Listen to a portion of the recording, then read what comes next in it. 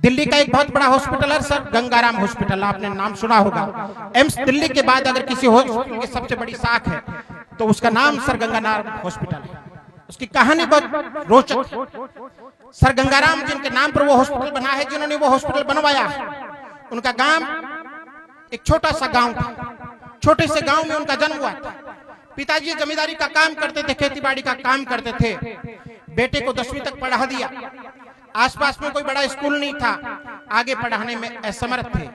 बेटे को खेत के काम में लगा लिया। एक दिन गंगाराम के गांव के एक उनके चाचा लगने वाले रिश्ते में वो गांव आए हुए थे। ये कहानी अविभाजित भारत की है, जब भारत और पाकिस्तान एक थे, आजादी से पहले की है। गंगाराम के वो चाचा गंगाराम के पिताजी के अच्छे मित्र थे। जब वो उनके घर पर चाय पीने के लिए आए तो गंगाराम के पिताजी ने उनसे कहा कि छोरे को 10वीं तक पढ़ा दिया है, आसपास कोई व्यवस्था नहीं है, बाहर भेजने जितने मेरे पास पैसे नहीं हैं। गंगाराम के वो चाचा उस समय लाहौर के जो चीफ इंजीनियर थे, उनके ऑफिस में बाबू का काम करते थे कि तेरे ऑफिस में कोई छोटा मोटा चाय वाय बनाने का, पानी पिलाने का काम हो तो इस लड़के को सेटल कर देना, मैं भी जिम्मेदारी से मुक्त हो जाऊंगा। खेत में काम ये बहुत ज्यादा कर नहीं पाता है, आगे बढ़ाने में मैं सक्षम नहीं हूं, इसको आप अपने साथ ले जाओ। गंगाराम के उस चाचा ने कहा कि अभी तो व्यवस्था है नहीं, लेकिन जैसे ही व्यवस्था होगी मैं बुला लूंगा, संदेश भेज दूंगा। 1.5-2 महीने बाद उस चाचा का संदेश आया कि मेरे ऑफिस में एक चपरासी की वैकेंसी निकली है, गंगाराम को लाहौर भेज दो। कहानी शुरू अब होती है। गंगाराम के पिताजी को जैसे ही चिट्ठी मिली, गंगाराम को तैयार कर दिया। माँ ने रास्ते में खाने के लिए चूरमा पे कर दिया और गंगाराम लाहौर के लिए निकल पड़ा। दिए हुए एड्रेस पर पहुंचता है। सुबह जल्दी 9 बजे के लमसम पहुंच गया। ऑफिस आपको पता है 10 साढ़े 10 बजे खुलते हैं, लेकिन सफाई करने वाले लोग उस ऑफिस में आ गए थे। गंगाराम देखता है कि एक बड़ा सा कमरा है, उसकी सफाई हो गई है, उसमें एक बड़ी टेबल है, सामने एक बड़ी कुर्सी, उसके सामने 4-5 छोटी कुर्सियां हैं। गांव के गंगाराम ने उतना बड़ा ऑफिस पहले कभी नहीं देखा। गांव का मासूम सा लड़का था, वो जाकर के टेबल के सामने की तरफ जो अकेली, बात को गौर से सुनना, अकेली जो घूमने वाली कुर्सी थी उसके ऊपर जाकर के बैठ गया। दिमाग उसने क्या लगाया कि इस ऑफिस में 5-6 कुर्सियां हैं, कोई अकेला आदमी आता होगा तो इस अकेली कुर्सी पर बैठता होगा टेबल के उस पार वाली पे, और कोई 4-5 लोग ग्रुप में आते होंगे तो ये सामने वाली 4-5 कुर्सियों पर बैठ जाते होंगे। गंगाराम बैठ गया, माँ का बांधा हुआ चूरमा खा लिया और आराम करने लग गया।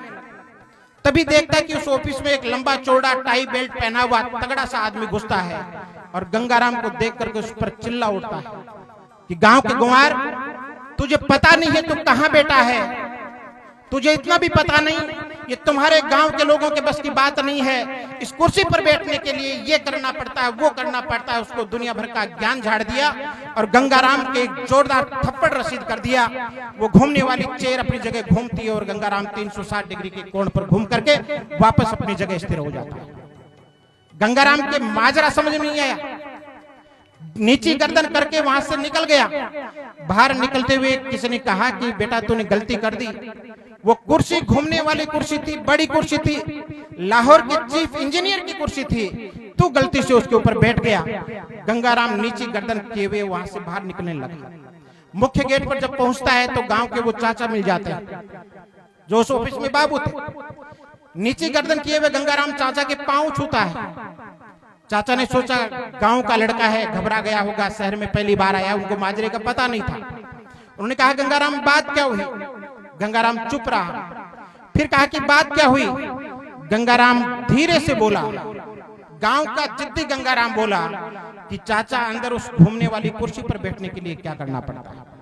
चाचा ने सोचा कि गांव का लड़का है, पहली बार बड़ी कुर्सी देखी होगी, जोश में आ गया होगा। बोला बेटे वो अपने बस की बात नहीं है, वह बड़ी पढ़ाई करनी पड़ती है, पर बेटा जाता वो अपने बुत्ते की बात नहीं है। तेरे पिताजी ने जिस काम के लिए तेरे को यहाँ भेजा है, चपरासी की नौकरी के लिए, मैं वो काम अभी करवा देता हूँ, ऑफिस चलो।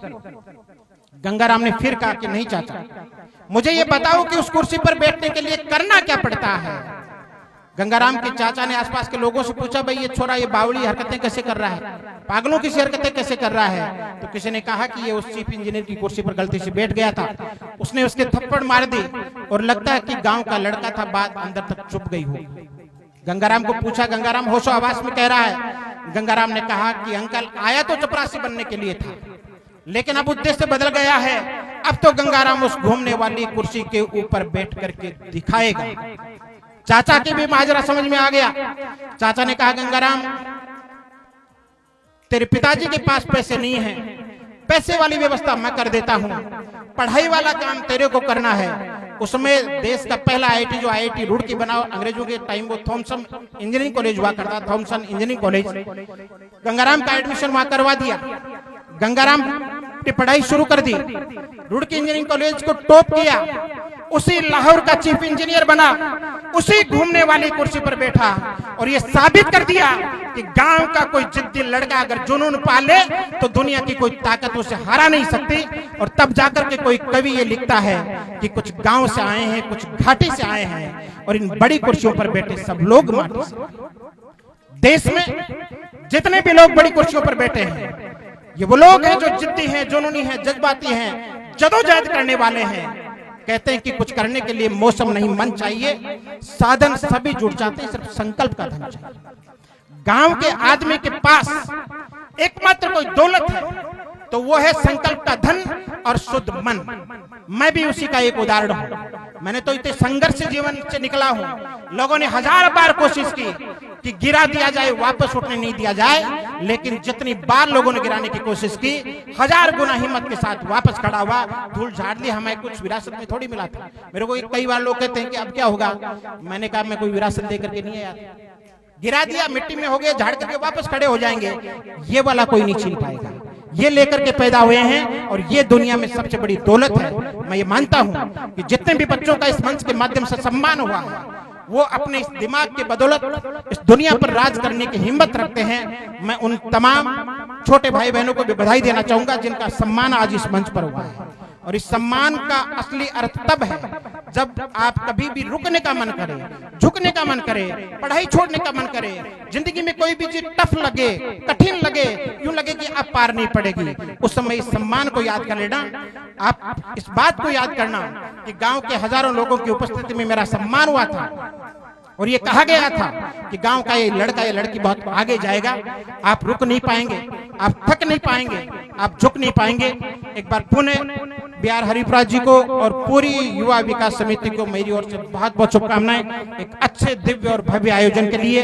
इसी तरह से गांव को साथ लेकर के आगे बढ़ते रहें, अच्छे आयोजन करते रहें। पुनः एक बार शहीद के श्री चरणों में नमन करता हुआ, प्रणाम करता हुआ अपनी बात को ये कहते हुए विराम दूंगा कि हदे शहर से निकली तो गांव गांव चली, कि हदे शहर से निकली तो गांव गांव चली, कुछ यादें मेरे संग पांव पांव चली, और सफर जो धूप का किया तो ये तकाजा हुआ, वो जिंदगी ही क्या जो छांव छांव चली।